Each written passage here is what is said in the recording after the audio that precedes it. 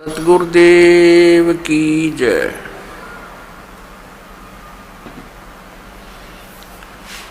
बंदी छोड़ कबीर परमेश्वर जी की जय। बंदी छोड़ गरीबदास जी महाराज जी की जय। स्वामी राम देवानंद जी गुरु महाराज जी की जय।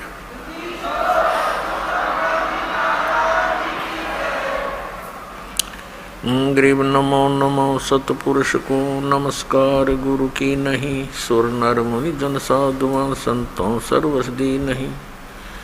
सतगुरु साहेब संत सब डंडो तुम प्रणाम। आगे पीछे मध्य हुए तिनको जा कुर्बान। नराकार निर्विषम काल जार वैवंदनम। निर्लेपम निज निर्गुणम अकल अनुबेशुंदनम। सोहम सुरति समापतम सकल समाना निर्तलय। उज्ज्वल हीरंबर हरदमम बेपरवा अथाह वार पार नहीं मध्यतम। ग्रीव जो सुमर सिद्ध होई गणनायक गलता ना करो अनुग्रह सोई पारस पद परवाना। आदि गणेश मनाऊं गणनायक देवन देवा। चरण कमल लो लाऊं आदंत करूं सेवा।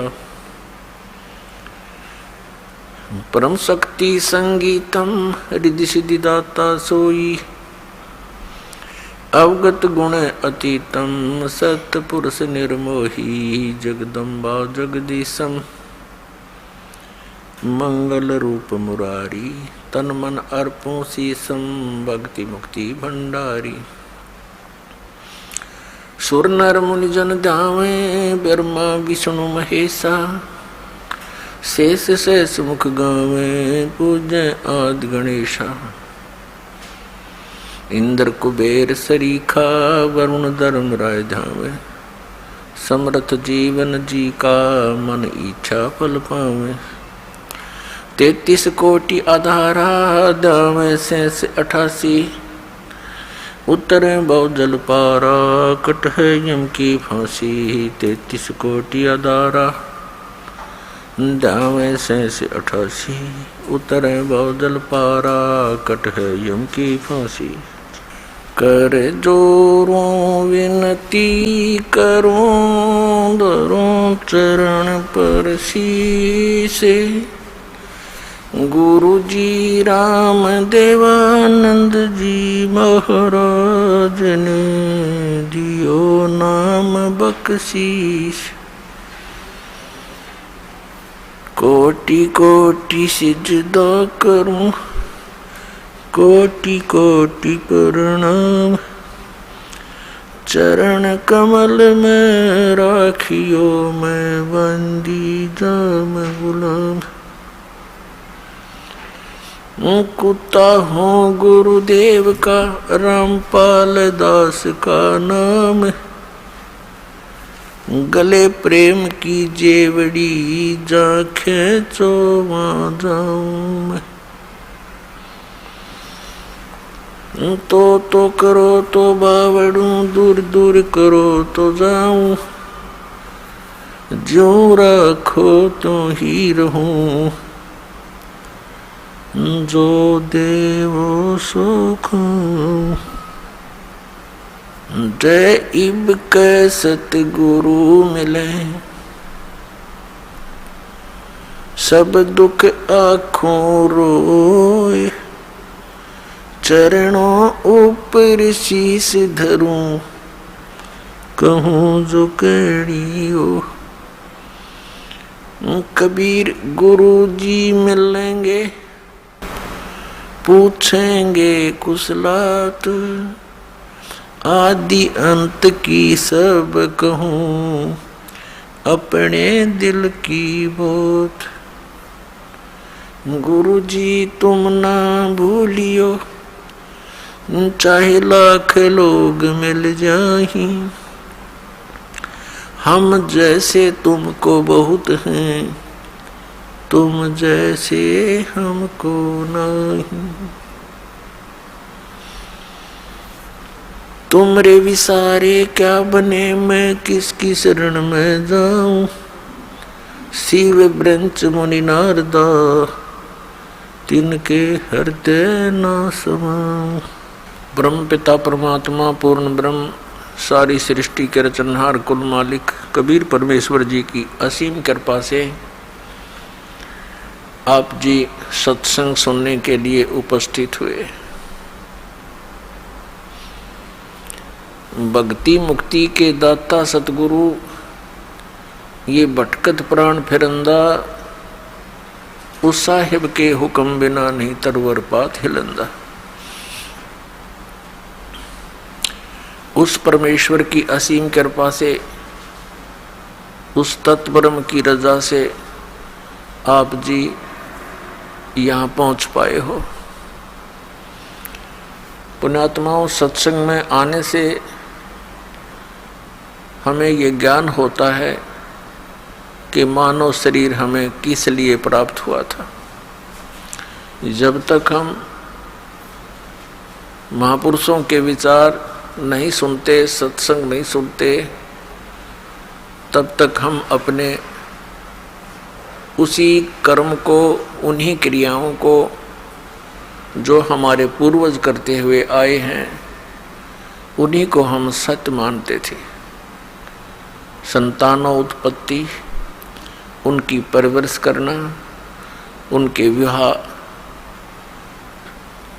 आदि कर देना, फिर उनके संतान की कामना करना, फिर बेशक मर जाए कोई प्रॉब्लम नहीं। तो ये तो हमारे ना चाहने से भी हो रहा था, क्योंकि जो हमने कर्म करना चाहिए था उसका ज्ञान ना होने से हम जो भी प्रारब्ध से प्राप्त कर रहे थे उसको हम ये सोच रहे थे हम कर रहे हैं, हमारे ही करने से सब कुछ हो रहा है। लेकिन ये हमारी भूल थी, अध्यात्म तत्व ज्ञान का अभाव था। जो हमने करना चाहिए था वो हमने शुरू भी नहीं किया होता है जब तक हम सत्संग नहीं सुनते। कोई तो कहा करता था कि मैंने ऐसे 5 प्लाट ले लिए, 2 कोठी बना दी, सब बच्चों का विवाह बड़े ठाठ से कर दिया। मैंने बहुत परिश्रम किया, मेहनत की, और जिससे धन प्राप्ति हुई। कोई कहता था मैंने ऐसे कर दिया। तो ये सब भूल थी प्राणी की कि ये इस जीव को जो मानव शरीर प्राप्त होता है तो केवल प्रारब्ध ही प्राप्त होता है। जीव का ना चाहा होता है ना किया होता है। और फिर कुछ वृद्ध व्यक्ति बैठकर आपस में चर्चा करते हैं, गोष्ठी किया करते थे, एक दूसरे की कुशल मंगल पूछा करते थे। तो बताते थे कि मेरे जो है ना 2 लड़के थे, 2 लड़की, 2 लड़के 2 लड़की हुई, दोनों के परमात्मा ने संतान दे रखी है, पुत्र पुत्रियां सबको प्राप्त हैं, सबका विवाह कर दिया है, मेरा काम पूरा हुआ, अब बेशक भगवान उठा ले।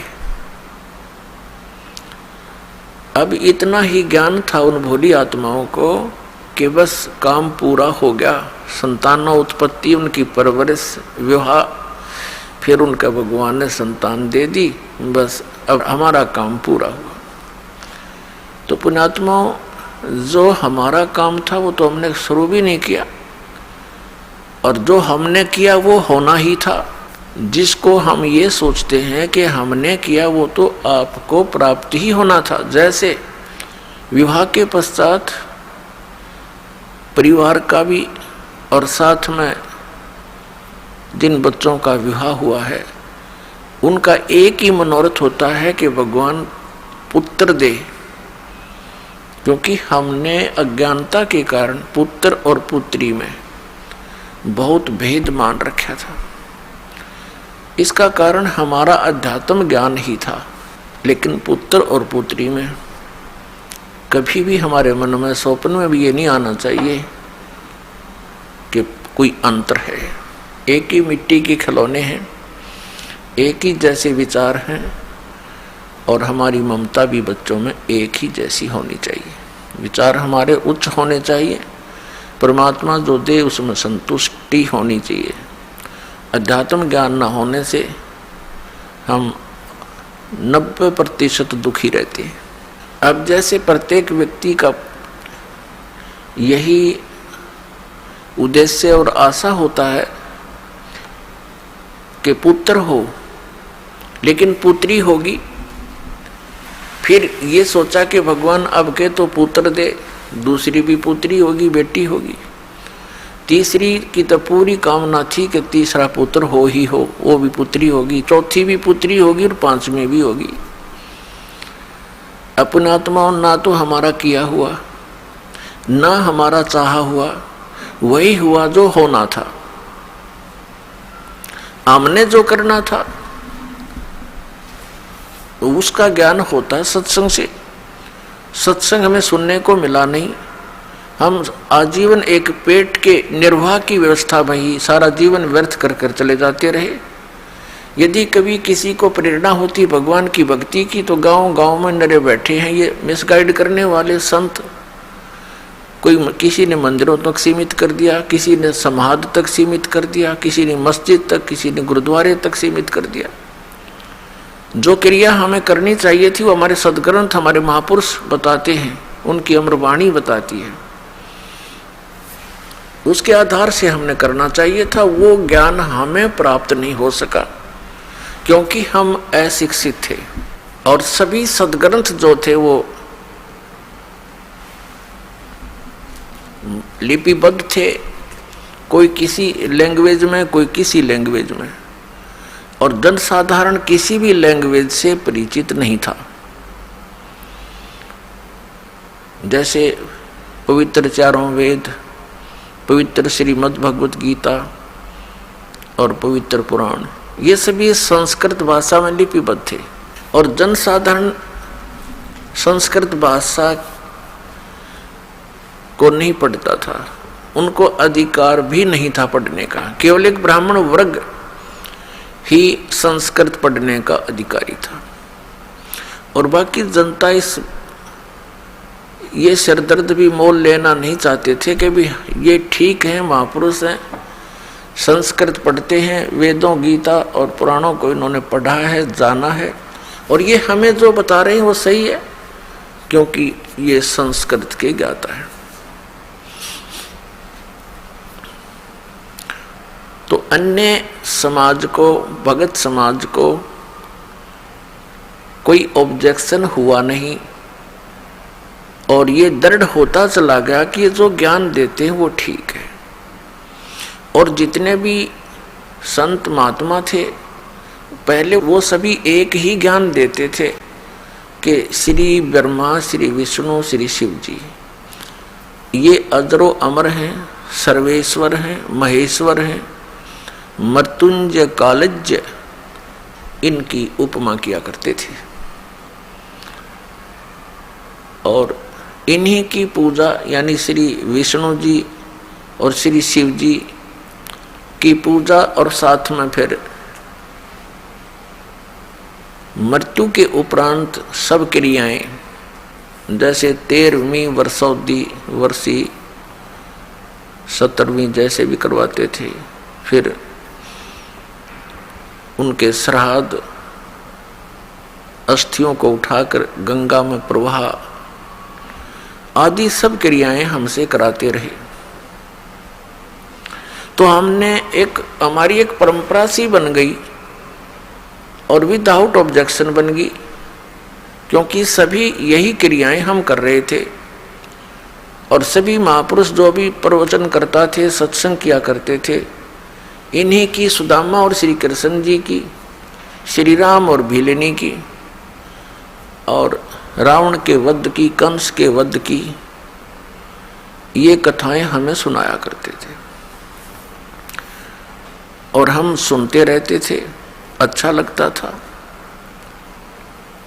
और हमने यही मान रखा था कि सब ज्ञान जो ये बता रहे हैं महापुरुष ये सदग्रंथों से ही बता रहे हैं।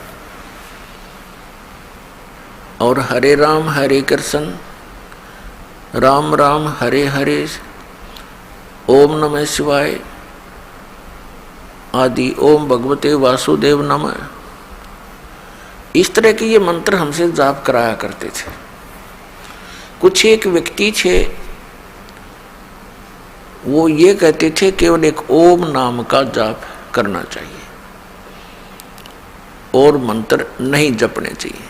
ये तो कोई एकाध ही मिलता था। और वो ऐसा कहने वाले कौन थे? विशेषकर आर्य समाज के कुछ आचार्य और प्रचारक ही होते थे और वे महर्षि दयानंद के विचारों को ही समाज में फैलाया करते थे। और महर्षि दयानंद खुद ओम का जाप करने के पक्ष में नहीं था। आपको बहुत बार दिखाया है, दिखाएंगे समय आने पर। भले ही वो ये कहते हों कि ओम का जाप करो, लेकिन वे स्वयं ओम नाम यानी किसी भी मंत्र के जप करने के पक्ष में नहीं था। कारण क्या था कि ये सभी ब्राह्मण लोग थे। जैसे आदि शंकराचार्य ये उस समय जन्मे थे जिस समय भारतवर्ष के अंदर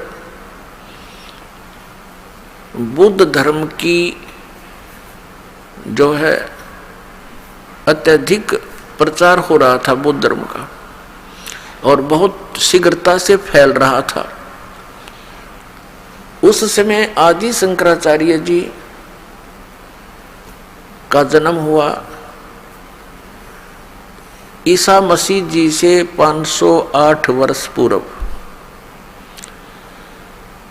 तो उस आदि शंकराचार्य का उस समय जन्म होना हमारे लिए वरदान सिद्ध हुआ,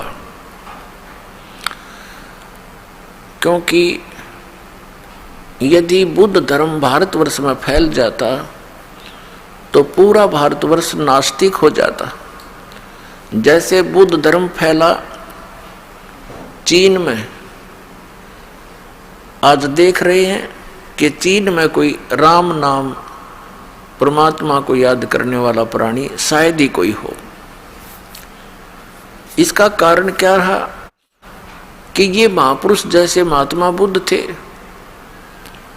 ये पुण्यकर्मी प्राणी थे पूर्व जन्म के, और इनके कुछ संस्कार शेष रह जाते हैं। उनको फिर मानव शरीर में ये यहाँ का भगवान ब्रह्म देता है और वो सीधे स्वर्ग से आए हुए थे। जिस स्थान से आत्मा आता है भले ही उसके ऊपर यहाँ आकर के 3 गुणों का प्रभाव तुरंत हो जाता है, फिर भी उसके अंदर एक विशेष कसक परमात्मा की और उस सुख के प्राप्ति की बनी ही रहती है। इस आधार से उसने घर त्याग दिया महात्मा बुद्ध ने, और बिहार के अंदर गया शहर के पास एक वट वृक्ष के नीचे उसने बैठकर परमात्मा पाने की मनमुखी साधनाएं शुरू कर दी। हठ योग, निराहार रहकर बैठ गया। अब उसको प्राप्त कुछ हुआ नहीं, मरने को हो गया, हिला टहला जा नहीं, बोला भी नहीं जा रहा था। तो किसी माई को प्रेरणा हुई, किसी बहन ने उसके मुख पर थोड़ी सी खीर लगाई, धीरे धीरे वो चाटने लगा। तीसरे चौथे दिन उसने आंखें खोल ली और उठ के फिर प्रचारक बन गया और विधान बना दिया कि starvation could not lead to salvation. व्रत रखने से, भूखा मरने से भगवान प्राप्ति नहीं हो सकती, आत्म कल्याण नहीं। उस हठ योग के करने से और पूर्व जन्म के संस्कारों से उसके अंदर एक बोलने की शैली विशेष थी। ऐसी वो प्रचार करता था कि जनता उससे प्रभावित होने लगी, और जिस कारण से उसने बहुत से अपने प्रचारक भी बना दिए और भारतवर्ष में वो शीघ्रता से फैलने लगा और पूरा चीन उसका अनुयायी बन गया। अब वो नास्तिक क्यों हो गए? उसका कारण ये था कि जो वे ऑफ वर्शिप यानी पूजा का मार्ग, भक्ति की विधि उस महात्मा बुद्ध ने बताई, वो शास्त्रों अनुकूल नहीं थी। श्रीमद् भगवत गीता अध्याय नंबर 16 के श्लोक 23 और 24 में कहा है कि शास्त्र विधि को त्याग कर जो मनमाना आचरण करता है उसकी न तो गति होती है, न उसको कोई सुख प्राप्त होता है, और न ही उसका कोई सिद्धि प्राप्त होती है, उसकी सिद्धि भी प्राप्त नहीं होती, अर्थात यूजलेस। यूजलेस यानी व्यर्थ। यही कारण रहा महात्मा बुद्ध जी ने अपने मनमाना आचरण, वो पाखंड मत चला दिया। और यही काल चाहता है कि कोई भी पुण्यात्मा उसके फंस जाता है, उसको अपना प्रचारक बना करके उसी की कमाई को, उसी की सिद्धियों को नष्ट करवा देता है और पूरे उनके अनुयायियों को मिसगाइड करवा कर ये निश्चिंत हो जाता है कि ये गए काम तय। और यही क्रिया बनी थी, महावीर जैन ने यही किया था। वो भी पुण्यकर्मी प्राणी थे। ये वही पुण्यात्मा मारीची वाली आत्मा थी जो श्री ऋषभदेव जी के पौत्र थे, और कई बार ये लाखों बार देवता बने, करोड़ों बार गधा बने, करोड़ों बार कुत्ता बने। अब उसके बाद वो एक स्वर्ग से वापस आए और उनका जन्म महावीर जैन रूप में हुआ। उसके बाद उन्होंने परमात्मा पाने के लिए घर त्याग दिया। ये मुनिवर्ती बोलते हैं, घर त्याग दे नी वस्त्र हो जा। वो निकला था वैराग कसक में, कोई गुरु उनको मिला नहीं, उन्होंने गुरु धारण नहीं किया, मनमुखी हठ योग किए। उसके बाद स्वयं ही प्रचारक बन गया, 363 पाखंड मत चला दिए, और जिस कारण से आज पूरा जैन धर्म उसी महावीर जैन द्वारा चलाए गए उन पाखंड मतों के आधार से पूजाएं कर रहा है। और कुछ दिनों में ये सब नास्तिक हो जाएंगे, क्योंकि भगवान से मिलने वाली राहत इनको प्राप्त नहीं होती। यही कारण रहा कि पूरा चीन नास्तिक हो गया, क्योंकि उनको भगवान से मिलने वाली वो साधना नहीं प्राप्त हुई जो भगवान से राहत मिले। तो उन्होंने सोच लिया कि भगवान कोई है नहीं, अपने मेहनत परिश्रम से करो और खाओ। ये तो पशु पक्षी भी कर रहे हैं। अगर इतना ही मनुष्य जीवन इसीलिए सीमित था, अगर यहीं तक परमात्मा ने सीमित करके भेजा होता तो पशु पक्षी भी यही कार्य करते थे। अलग से ये एक सुंदर शरीर देने की क्या आवश्यकता थी? परमात्मा ने अपने जैसा ही रूप आपको प्रदान किया है, मनुष्य को। परमात्मा भी मनुष्य जैसा ही है, लेकिन उनका सामर्थ्य, उनके शरीर का तेज, उनकी खूबसूरती हमसे असंख्यों गुना अधिक है। इसलिए वो परमात्मा है, हम आत्मा है, हम जीव हैं, वो परमेश्वर है।